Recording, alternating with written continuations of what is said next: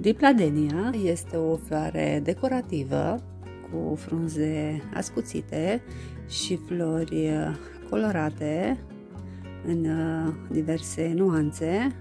Pot fi albe, roz, roșii, mov și chiar și nuanțe de galben. Dipladenia este o plantă tropicală, deci are nevoie de multă lumină și chiar și soare direct, mai ales vara. Iarna ar trebui să-i suplimentăm lumina sau să o expunem în cel mai luminos loc al camerei.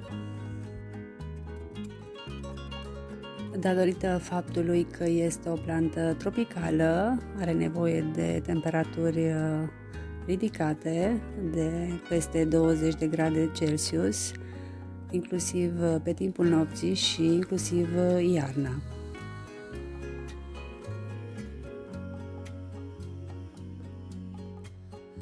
Când este expusă la temperaturi mai joase de 13-14 grade, se va opri din creștere și din înflorire și aceasta este cauza dacă dipladenia dumneavoastră nu mai înflorește din cauza temperaturilor scăzute, inclusiv pe timpul nopții. Dacă dorim să o iernăm, atunci toamna va trebui tunsă, lăsate ramuri de 3-4 cm și va fi iernată într-un loc cu temperaturi de 4-5 grade Celsius,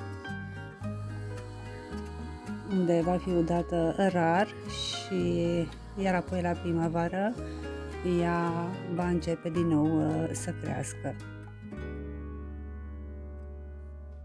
Dacă o doriți în permanență înflorită, atunci va trebui fertilizată cu un îngrășământ din comerț sau puteți folosi un îngrășământ natural, zațul de cafea care scade pH-ul solului, deoarece plantele cățărătoare au nevoie de un pH scăzut între 5 și 6.